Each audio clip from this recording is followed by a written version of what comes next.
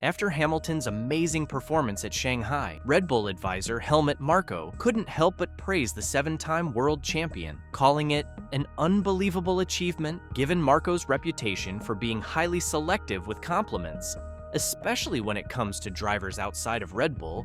His words stood out. I know it's surprising, but that's exactly what happened after Hamilton stormed a pole position for the Chinese Grand Prix Sprint, his very first pole as a Ferrari driver, and his first in nearly 2 seasons. It was a clinical lap that beat Verstappen by 0.018 seconds, razor thin, but enough to make even Marko take notice. I mean, congratulations to Hamilton in his second race to be in pole position, Marko said. It's against Leclerc, who is a fantastic qualifier. It means it's an unbelievable achievement. Psychologically, this kind of external validation is huge. Hamilton has taken heat from critics, pundits, even his own fan base after Australia. But moments like this reshape narratives. When your rivals are praising you, it means your performance didn't just meet expectations, it smashed them. But there's more to Hamilton's fastest lap than just securing pole position. Let's discuss them one by one. First, that lap time of 1 minute 30.849 seconds wasn't just quick, it was historic. Hamilton's run not only edged Verstappen for pole by the slimmest of margins, it also broke the lap record previously held by none other than Sebastian Vettel, who set it during qualifying for the 2018 Chinese Grand Prix while driving for Ferrari. Now, here's what's more important. Hamilton broke Vettel's record in a Ferrari. That's the kind of irony you don't get every weekend in Formula One. A 7-time world champion joins the team, where Vettel once ruled, and in just his second qualifying session for them, he rewrites the team's history books. It's also a significant symbolic moment. Vettel is one of Ferrari's most recent icons. He came close to delivering them a title. For Hamilton to now wear red and beat Vettel's benchmark says something not just about speed, but about legacy. It's a sign that Hamilton isn't just here to wear the badge. He's here to leave his mark. And let's be clear, this wasn't a lucky lap. There were no red flags, no changing conditions, no tire chaos, just a clean, dry track and pure pace. Hamilton's lap was clinical, calculated and confident. It was the kind of lap we used to see regularly from him in his Mercedes prime. If anyone doubted whether he still had that spark, this performance delivered the answer at 330 kilometers per hour. F1 is just fun like that. If you'd told me 2 weeks ago that Lewis Hamilton would go from being called angsty on the radio to laughing about San Diego codes with his new engineer, I'd have asked what alternate timeline we were living in. But here we are.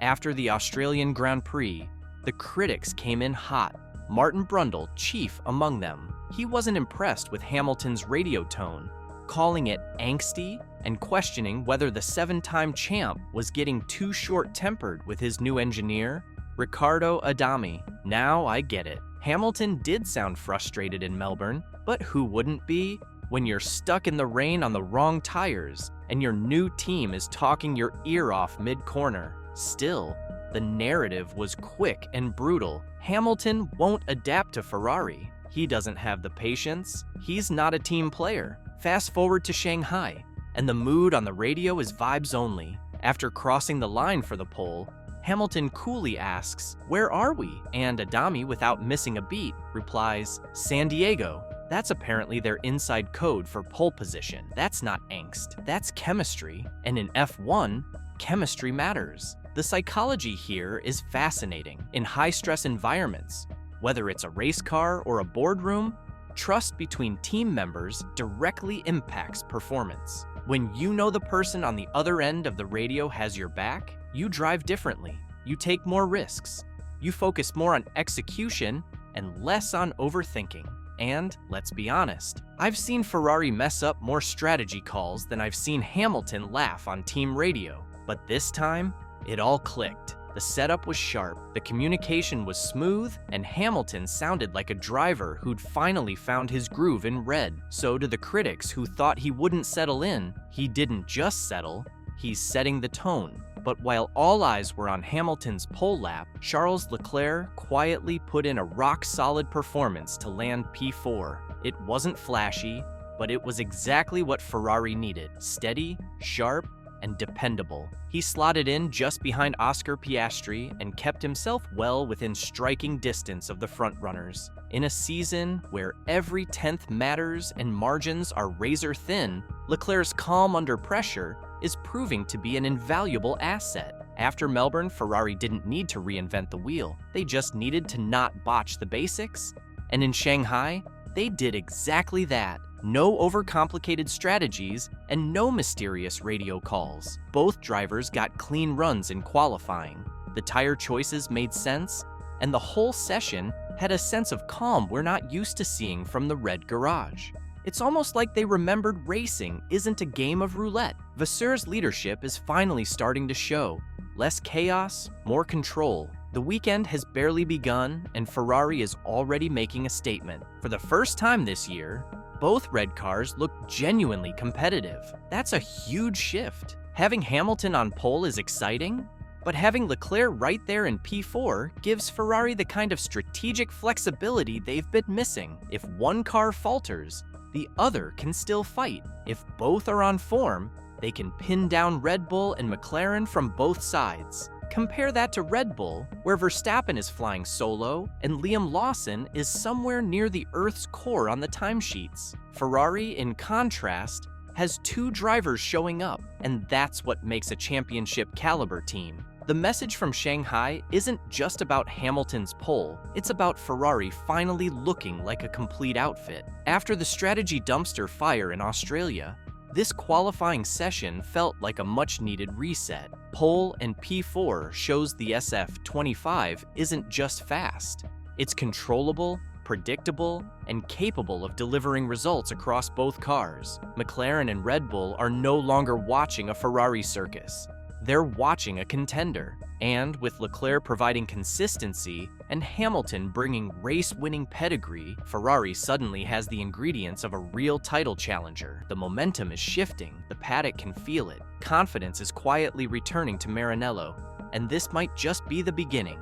But if Ferrari is rising, someone else has to feel the pressure. Max Verstappen missed out on pole by just 0.018 seconds. Normally, that would still be a dominant result. Front row, strong pace, no real drama. But here's the thing, we're not talking about a normal driver. We're talking about a guy who's made pole positions feel inevitable. A guy whose Fridays and Saturdays usually end with the Red Bull anthem playing before the race even starts.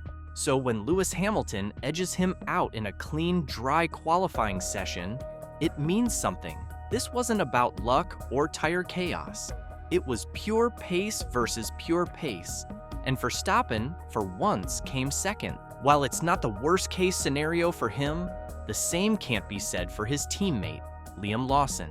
Dead last, P20, a full second off the pace and nowhere near the fight. This isn't about throwing Lawson under the bus, but facts are facts. A dominant team needs depth, and right now, Red Bull doesn't have it. Zooming out, the 2025 grid looks nothing like the Red Bull parade of the past 2 years. Ferrari seems to have returned with firepower and composure. McLaren, while still inconsistent, has real speed in Piastri and Norris. Mercedes is lurking, solid but unspectacular for now, yet you'd be foolish to count them out over a full season. The psychological dynamics are shifting too. When Hamilton starts laughing on the radio, and Verstappen starts getting out-qualified, the energy in the paddock changes. Teams start believing again. Pressure starts building, not just on drivers, but on strategists, pit crews, and team principals. And let's not forget how rare it is for Helmut Marko to publicly praise anyone in red,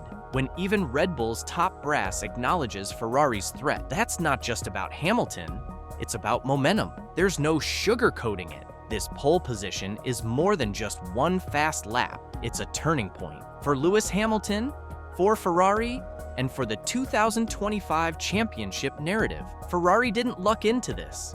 They didn't gamble with tire choices or benefit from someone else's misfortune. They came to Shanghai, put both cars in the top 4, executed flawlessly, and beat Red Bull in a straight fight. For years, we've been waiting to see if Ferrari could stop tripping over its own shoelaces.